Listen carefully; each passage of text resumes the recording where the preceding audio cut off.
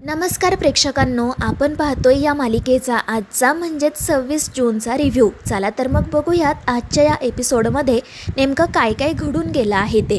तर पहिलाच सीन आपल्याला असा बघायला मिळतो की जय स्पष्टपणे या तेजस्विनीला सांगत असतो की हे बघ आई, गौतम आणि आसावरी या दोघांचं एकमेकांवर खूप प्रेम आहे आणि त्या दोघांचंच लग्न व्हायला हवं. मी तुला सगळ्यांच्या वतीने विनंती करतोय की प्लीज या लग्नाला तू परवानगी दे. पण तरीही तेजस्विनी काही बोलायला तयार नसते. सगळेजण आशेने तिच्याकडे पाहत असतात. जय अक्षरशः हात जोडून म्हणत असतो की आई, मी तुला आधीच वचन दिलंय की यापुढे तू जे सांगशील तेच मी करेल. मी तुझ्या शब्दाबाहेर कधीच जाणार नाही. पण प्लीज आत्ता यावेळी हो म्हण, प्लीज नाही म्हणू नको.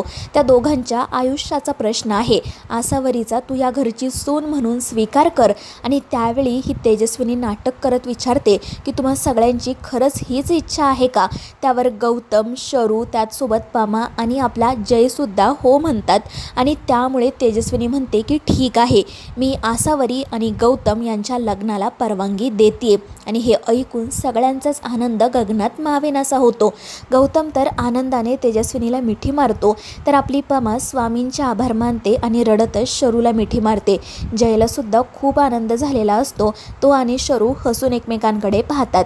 पण त्यावेळी दुसरीकडे मात्र आशू खूप रडत असते आणि सगळ्या गोष्टींसाठी स्वतःला दोष देत असते. ती अनुला म्हणत असते की मला खरंच कळत नाहीये की मी गौतमच्या प्रेमात का पडले. माझ्यामुळे मम्मी पप्पांना आणखीन किती त्रास सहन करावा लागणार आहे काय माहिती.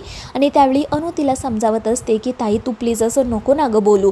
जे काय घडले त्यात फक्त तुझ्या एकटीची थोडी ना चूक आहे आणि तू ना प्लीज काळजी करू नको, होईल सगळं ठीक. पण त्याचवेळी तिथे येतो सुभाष आणि घरात आल्या आल्या तो त्याच्या बायकोला म्हणजेच पमाला हाका मारायला सुरुवात करतो. त्यामुळे या दोन्ही मुली खूपच घाबरतात. सुभाष त्यांना विचारत असतो की काय गं पोरींनो, काय झालं, तुम्ही इथे काय करताय आणि पमा कुठे गेली आहे. पण या दोघींना आता काय उत्तर द्यावं तेच समजत नाही. त्या घाबरून एकमेकींकडे पाहत असतात आणि त्यामुळे सुभाषला भीती वाटते. तो विचारतो की पमाची तब्येत पुन्हा बिघडली की काय. आणि त्यावेळी अनु म्हणते नाही पप्पा, तसं काही झालेलं नाहीये. त्यामुळे सुभाष विचारतो की मग काय झाले, तुम्ही का घाबरला आहात. आणि मग अनु त्याला घडलेला सगळा प्रकार सांगायला सुरुवात करते. आणि आपली पमा त्या तेजस्विनीची माफी मागायला तिच्या घरी गेले हे कळल्यावर सुभाषलाही धक्का बसतो. तर ही आशू रडतच त्याच्या पुढे हात जोडत्याने म्हणू लागते की पप्पा माफ करा, माझ्यामुळे हे सगळं घडते. मी खूप वाईट मुलगी आहे. आणि त्यावेळी तिची अवस्था पाहून सुभाषलाच वाईट वाटतं. तो म्हणू लागतो की बाय अगं नको असं बोलू. हे बघ, या सगळ्यात तुझी काहीच चूक नाही आहे. आणि मुलांच्या आनंदासाठी ना आई बाप वाटेल ते करायला तयार असतात, त्यापुढे हे काहीच नाही आहे. त्यानंतर दुसरीकडे आपल्याला असं बघायला मिळतं की जय आणि गौतम यांचा निरोप घेऊन शरू आणि पमा पुन्हा घरी जाण्यासाठी निघतात. आणि त्यावेळी पमा अगदी हात जोडून जयचे आभार मानते. ती म्हणत असते की मी ना खरंच तुमच्या बाबतीत खूप मोठा गैरसमज करून घेतला होता, पण तुम्ही खूप वेगळे आहात. आज फक्त तुमच्यामुळे या लग्नाला मान्यता मिळाली आणि तुम्ही माझा स्वाभिमान सुद्धा जपला. आणि हे ऐकून जय म्हणतो की काकू, मी खरंच इतकं मोठं असं काही केलेलं नाहीये आणि प्लीज तुम्ही ना मला अहोजाऊ करू नका. परंतु पमा म्हणते की नाही, तो तुमचा मान आहे. आणि ती पुन्हा एकदा जयचे आभार मानते. तर गौतम हळूच म्हणतो की जय दादा ना सगळ्यांसाठी हिरो आहे, फक्त शरूला तो विलन वाटतो का ते माहीत नाही. आणि हे ऐकून पमालाही हसू येतं. आणि मग त्यानंतर शरूसुद्धा आपल्या जयचे आभार मानते. आणि त्यावेळी जय मुद्दाम म्हणतो की हे बघ, मी जे काही केलं आहे ना ते माझ्या भावासाठी, गौतमसाठी केलं आहे ना, उगाच दुसरा काही अर्थ काढू नको. आणि आता गुपचूप घरी जा आणि वेळेत ऑफिसला ये, नाहीतर तुला पुन्हा मला कामावरून काढून टाकावं लागेल. आणि हे ऐकून शरू म्हणते, तू मला कामावरून काढून टाकणार का? मागच्या वेळी मी गेले होते तेव्हा बरा आला होता माझ्या मागे मागे, त्यावेळी तर मी आले होते, पण यावेळी येणार नाही बरं का. आणि ते ऐकून जयलाही हसू येतं. त्यानंतर मग या दोघीजणी तेथून निघून जातात. तर गौतम आनंदाने जयला मिठी मारतो, त्याचे पुन्हा एकदा आभार मानतो. दुसरीकडे आसावरी अस्वस्थपणे फेऱ्या मारत असते. शरू आणि पमा कधी घरी येत आहे त्याची ती वाट पाहत असते. तितक्यात सुभाष म्हणू लागतो की पोरींनो, तुम्ही घरीच थांबा, मी तिकडे जाऊन पाहून येतो की नेमकं काय चाललंय ते. पण तोपर्यंत शरू आणि पमा घरी परत आलेल्या असतात. आणि त्या दोघींना बघून हे तिघेजण धावतच जातात. विचारू लागतात की काय झालं तिकडे.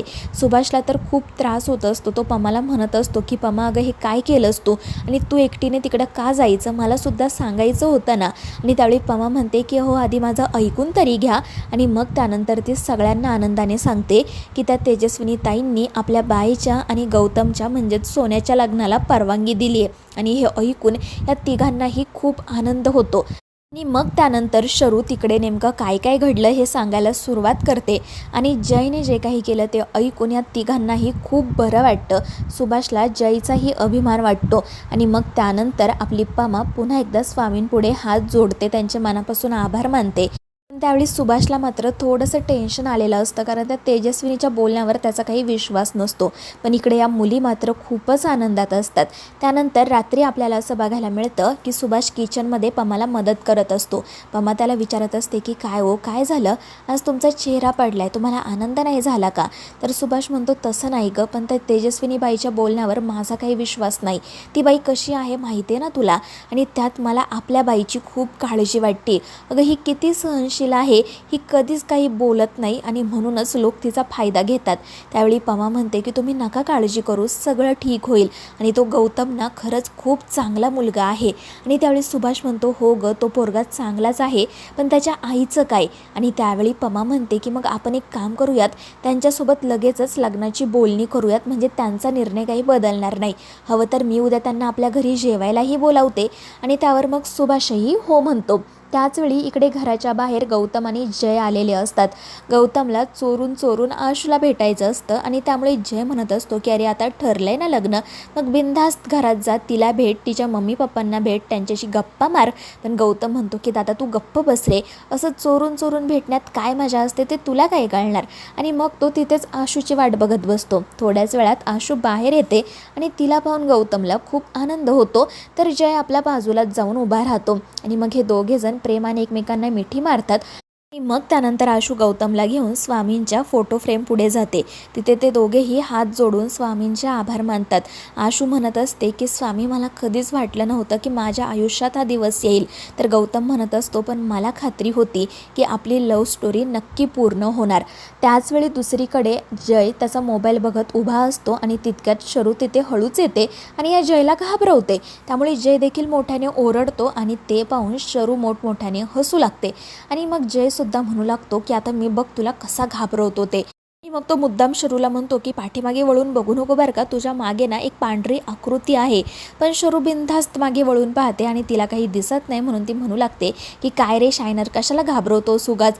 आणि त्याचवेळी हा जय मुद्दाम तिला हात लावतो आणि त्यामुळे शरू खरोखर घाबरते आणि जयलाच मिठी मारते।